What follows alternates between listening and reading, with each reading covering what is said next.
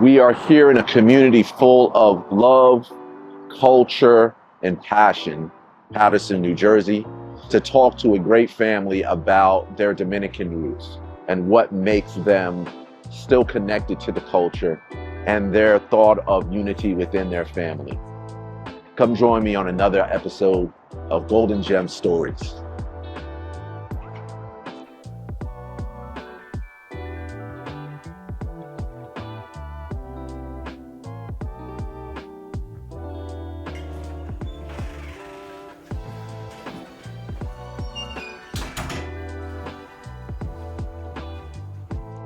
Birthdays. That's one thing my mother always made sure she celebrated all my birthdays, regardless of where she was at. She made sure I had a happy birthday. That's before she left. That's the last birthday she celebrated with me before she came. Thank you for having me in your home. Oh, thank you for coming. Thank you for even considering me for this, man. It is an honor. Yeah, I mean, I feel the love, I feel the warmth, I feel the hospitality in the home. So I appreciate you for having us in here just to have a quick conversation, a little bit about your heritage. Can you introduce yourself to everyone? My name is Louis, but my artist name is Jump Out of Low, and this is my mother, Ynez. Nice to meet you both. Nice to meet you. I think we're gonna have a great conversation today. Yes, we are. And I'll try to make it as calm and informal as possible. Thank you. All right. Tell me a little bit about your journey into the United States, like your Dominican roots. Oh man, so my mother came here in 1990. She migrated from the States. Then her whole sole mission was to get me here. So then she ended up getting married, and her husband was able to get me here because he was a citizen. And I got here about 1995 from Dominican Republic. Yeah. Yeah. Well, how was that transition from Dominican Republic to U.S. soil? All right, so for me, it was a culture shock because you don't realize the things that you don't have, right? You don't realize how poor you are until you come to a country that has everything. Yeah. So even things that over here you might take for granted, like you have electricity all day long. Right. We have blackouts in DR every so often, lights will go out. Or the fridge. We have to buy food according to what we're going to cook for that day. You know what I mean? So since you have blackouts, you can't keep much in the fridge because the food might go bad. You know what I mean? So even water, running water. So you got to go to like a well, get a bucket, fill the bucket up, go upstairs and take a shower, like a cold shower. Mm-hmm. Here we have warm water, so it's like the little things you take for granted here, over there, it's like, oh my God. Right. So I guess how long did it take you to get used to that though? Like you get going from like a real cold shower to now having that warm water. You get used to the fine things in life fast. Yeah. That's one thing about, I feel like humans, we get used to things pretty quickly because you couldn't pay me to take a cold shower now. And it's, like I grew up on cold showers. So it's like now I'm like, nah, man, I can't take a cold shower. Right. So, So what does your Dominican heritage mean to you? Like I know you came there, you had a certain way of living, you came here. Are you still connected to that heritage in a strong way? I feel like I am, especially through my mom. My mom doesn't know much English, so I constantly have to speak Spanish to keep my native language. So, sometimes a lot of my peers, they came here and their kids might not know Spanish. So my mom, since I always got to communicate with her, like it kept me connected with my roots and just everything, like that's like the foundation of my life. Yeah. The meals she prepares, the music we listen to, like she always kept me grounded to, where you're from. Yeah. Mom, was it super important for you to make sure that they understood where they came from? Él dice que se fue importante que usted entendiera de dónde yo vine. Claro. Say yes. Why? ¿Por qué? Porque en mi país yo no tenía como los recursos, yo quería que él tuviera mejor vida, por eso vinimos para acá. Okay. She said, it's important for her because in her country she didn't have the resources that she has here. So, it's important that for him to know, like for me to know, like where I came from, so I could appreciate like what I have now. Do you appreciate it? Absolutely. In what way? In every way.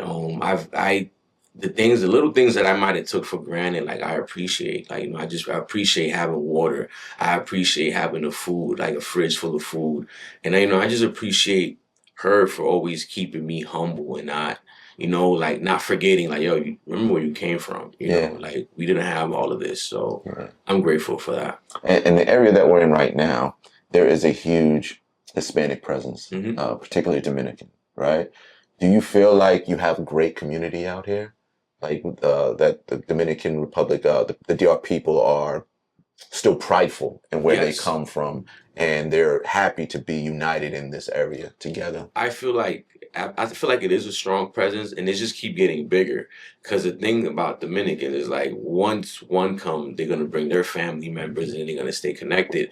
And I feel like, especially in Patterson, you see the culture where it comes from seeing a bunch of barbershops, a bunch of restaurants. We even get a Dominican parade once a year. So the presence is strong, just by the amount of Dominicans that live here. Right. And I think that's normal to a lot of people too, because me being black, my parents are from South Carolina, Mhm. and they did the same thing. Like those who were in South Carolina, one person came up, they came and grabbed everybody and brought them up with them because it was a better opportunities Mhm. up north. So I can understand that wholly. Foods. I mean, I think most people when they think of the Dominican culture, Mhm. they think food, they think music. Tell me about your food and how, it's So connected to you your know it's upbringing. it's funny, right? I thought it was completely normal to eat rice every day. Okay. I thought that was like everybody ate rice and beans and chicken every day. I thought that was like the norm, Right, So right. that's what I grew up on. It was rice, stewed chicken, beans, But or we have something in common. yeah. When I was young, we used to eat goat. Okay. So it was a lot of like the food, man. I thought it was like so normal for us to really eat rice every day. But now we're like, me and my mom, we're both like on a health journey. Okay. So we don't eat like the typical Dominicans Okay. anymore because it's like, too much rice turns into sugar. Right. And that's why diabetes is so prone in our Okay. community, because we don't know what, like, we think that it's okay to eat all these things and we don't really know that it's harmful for us in the long run. So now we switched our diet. We eat more fruits, more vegetables. We like, instead of rice, grains, we eat like some quinoa, so it's like we switched. I helped her switch the way she eats because now it's my turn to take care of her. Yeah. Right. Well, what caused that switch? Actually, well, my stepfather, we saw him deal with a lot of health issues. And part of it was that he smoked cigarettes for over 50 years. Yeah. And his choice of eating, he would literally go to freaking 7-Eleven and eat breakfast all day from 7-Eleven. Yeah. Chinese food every day, fried foods every day. And I just I saw what it did to his health. Yeah. And when I saw that, he caught his first stroke a few years ago, and that changed me. Yeah. Once I saw him catch that first stroke, I'm like, you know what? I got to switch the way I eat. I have to switch me because I want to have longevity. I want to live to 100 plus years. Yeah. And I knew if I kept eating in that aspect, it was going to harm me and her as well. Because if she does, she looks like, it's funny, but when she see me do something, she follows behind it because she knows it's not coming from a place that I want to harm her. It's like, Mom, it's coming from love. That's beautiful. So that is beautiful. And who initiated that? Was it your mother or was it me, you? actually. So it started with something simple as, I stopped drinking soda.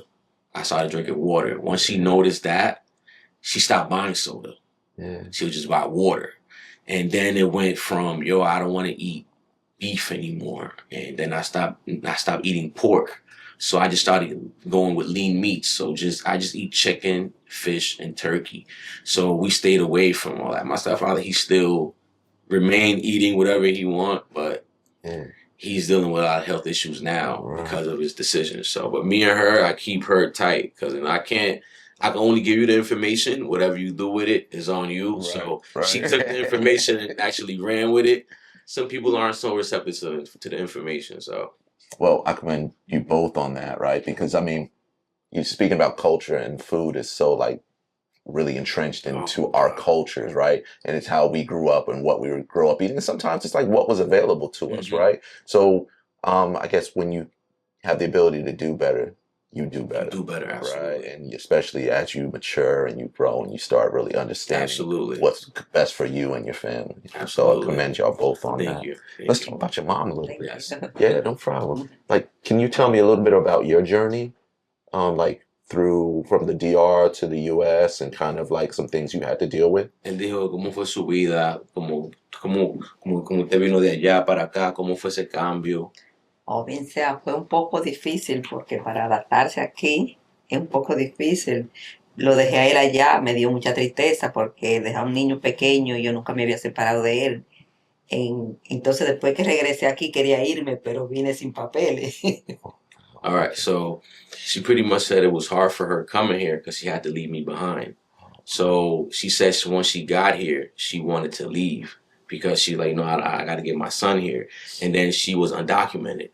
So she had to deal with the battle of getting her paperwork and her situation. So she's like, you know what, if I leave, everything that I did to get here would be in vain. So that was like her main struggle. She said that caused her to be sad because, I was 3 when she left. I didn't see her again until I was almost 8. So yeah, that was like her biggest struggle was kind of like to get me here and just build a better life for us. Wow. Mhm. So, and then you got here at what age? I was 7 going on 8. So I got here May 1st, 95. I was 7 and I turned 8 in June. So you could say 8 pretty much. Okay. Yeah. Do you feel like this was a great decision to come to the US? ¿Y si usted siente que fue una buena decisión venir a los Estados Unidos? Correcto. Muy Okay. buena, muy buena. No me arrepiento. She says she don't regret it at all. Okay, great. What are some of the things you miss about DR? Que son cosas que usted extraña de Santo Domingo. Bueno, extraño muchas cosas, mi familia, la parte de mi mamá está allá, parte de mi familia está casi toda allá, entonces vemos una parte aquí, otra parte allá, y uno extraña su She gente. said most of her family, her mom's still living there. Even though some of our family's here, most of them are still over there in DR. Okay. Mhm. Wow. Well, sounds like an amazing Yeah. story, an amazing journey. Bachata, Mhm. merengue.